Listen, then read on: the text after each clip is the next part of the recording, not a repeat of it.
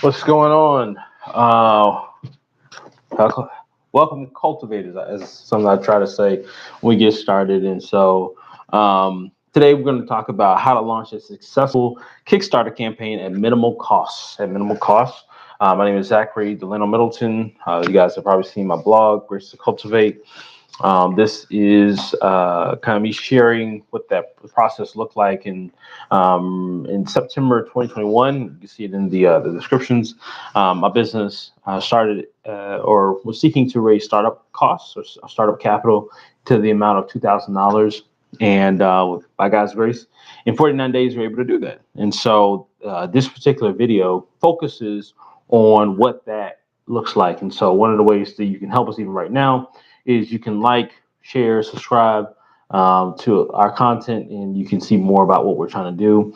And the whole gist of what we do is we're trying to help the next generation work smarter, not just harder. What does that look like practically? That is skill building, career development, entrepreneurship. But this particular video, I felt like would be really helpful for those who are builders, right? And so there are a lot of builders out there, but they just don't have the resources, specifically an African American, and we're talking communities of color. A lot of times these kind of, I don't know, life skills or however you want to call it, building skills, just not things that you're taught in school. And that's just, but it is very needed and very helpful when you're trying to build an organization. You're not trying to come out of pocket with everything, specifically in a digital era where we're connected to thousands of people. But how do you use that connection to thousands of people in a sense of entrepreneurial building? And so this particular campaign also looks a little bit of background. The total number was $3,000, $3,140, and there were approximately 480 backers total. The backers who were on the Kickstarter campaign were about 35, who gave 2,177. The reason why the number of the backers online were less than the actual was that some people just didn't feel comfortable giving through the platform because they felt like the platform would take some of the money, and so they just gave it directly. And so that will happen. That may happen when you're raising support. Some people don't like giving that way, but they'd rather give to your organization. Also, I'm just a little bit about me. I'm a bivocational minister. I had some experience raising support years ago, probably about 10 years ago. I worked with a group called the Impact Movement, and I had raised my income. And while ministry giving is different, I believe, than general business giving, there are some transferable concepts, I think, that are helpful in the support raising process that I just don't think most people even get. And I also think that there are also some part of the support raising process. I also learned growing up in an insurance household. My parents have sold insurance 30 plus years.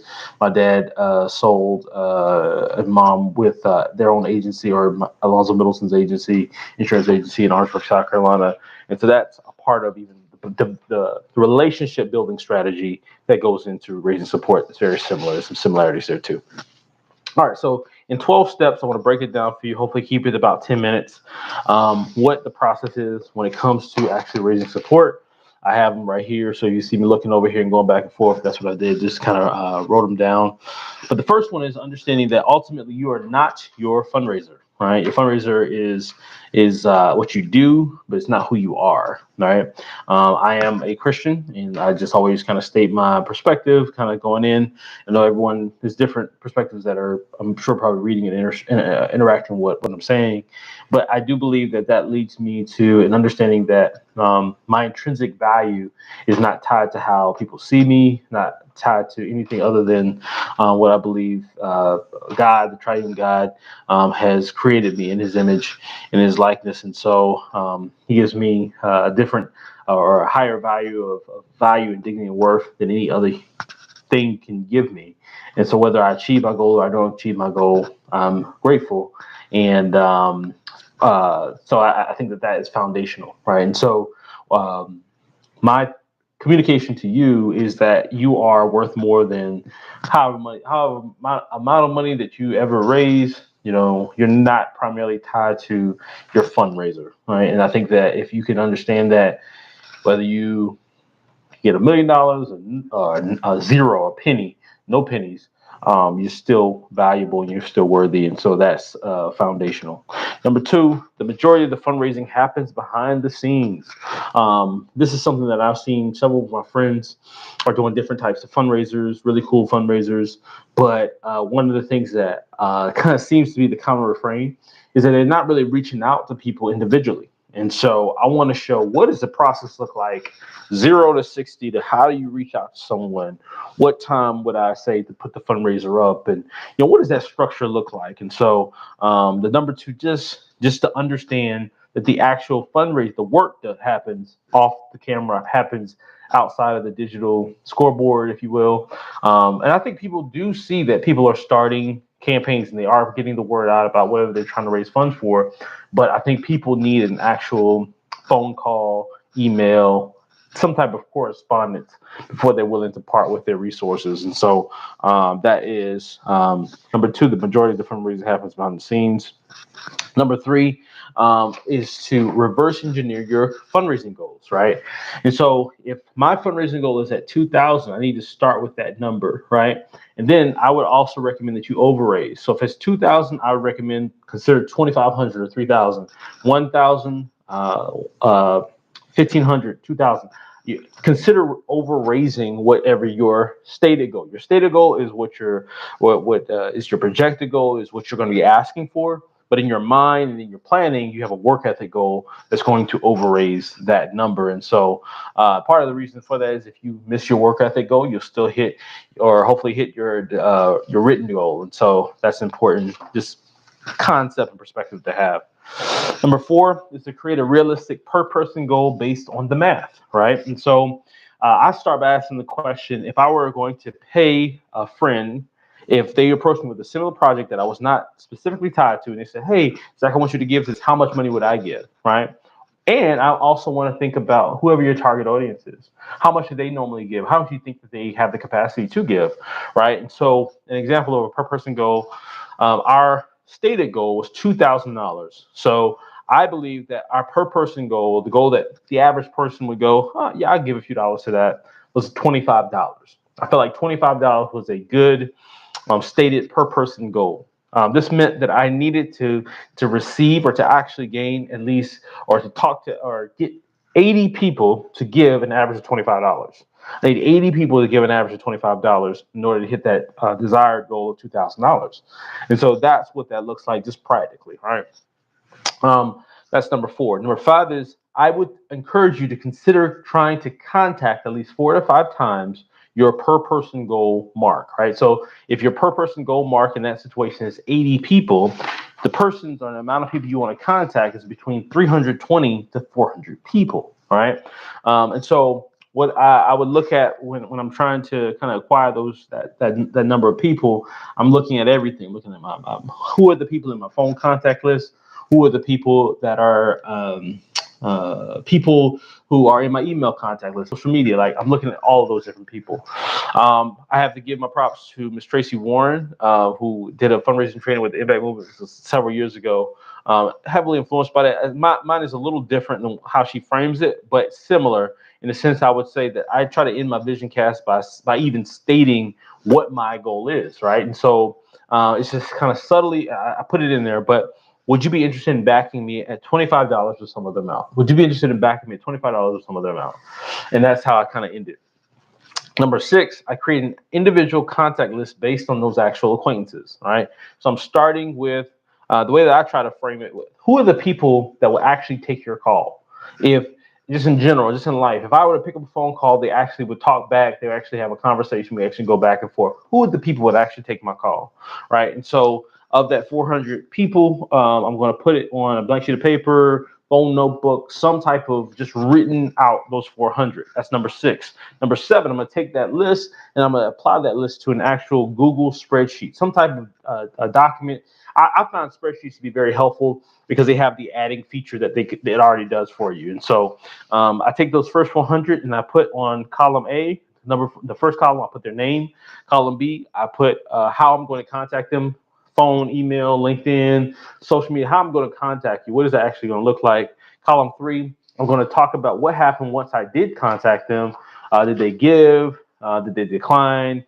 They ask me to call back on Friday. They give me a bad number. What actually happened in that interaction? Column 4, I'm going to write down their actual gift amounts, right? And so that gift amount may be $20, $250, and so you're trying to tabulate and add till you can get to that 2,000 number, and so you can kind of keep your numbers off the books.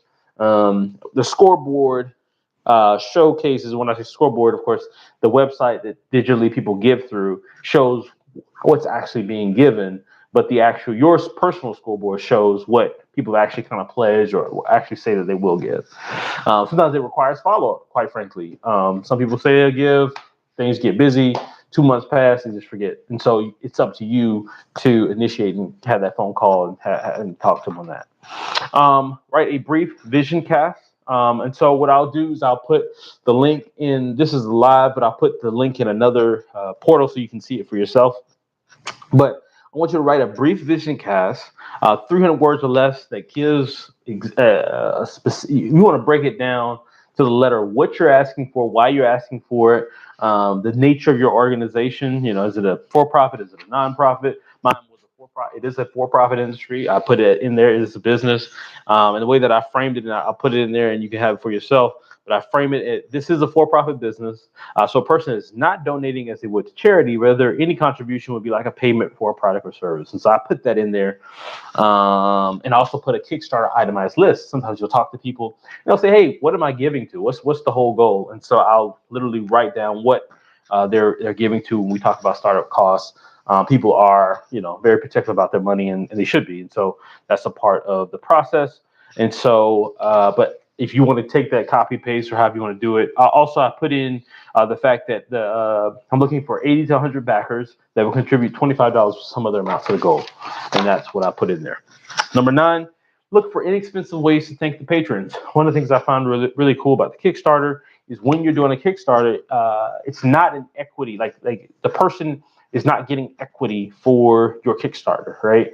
And so that's really cool. That's super dope. And so, especially for smaller projects. Now, if it's a bigger project and they want to be a part of it, then I think, you may want to go through a different website or a different style to be able to do that type of fundraising. But this is something that most people don't even think about because most people are not willing, or they don't think, hey, would 100 people invest in an idea without necessarily seeking to gain from it? And from my own experience, they would be.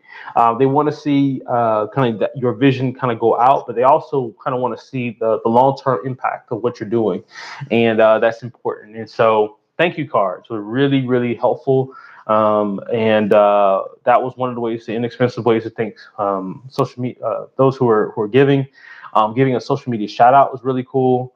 I also highly advocate that you give or consider that one of your I think one of the giving codes was if a person were to give a gift of $100 or some other amount, I would give them a book or the books that would be corresponding to whatever that type of gift. And so somebody may just say, hey, I want a book or I want 2 books, but we want to give $100, right? And so that far exceeds the $15 for the book, right?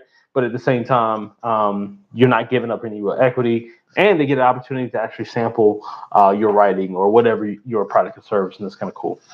Number 10, after you've done all that other work, right? After you've done those other 9 steps, then you launch the Kickstarter, right? So you're launching the Kickstarter from a posture of having that planning, those planning stages that are already in place.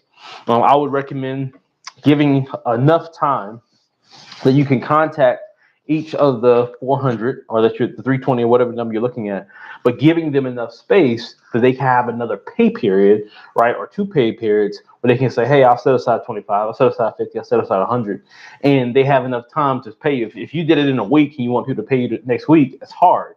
If you reach out to someone on Friday, the Kickstarter's up Saturday, it's difficult. So try to schedule that first 2 weeks or a month or however long. The first half of it needs to be you actually making that contact.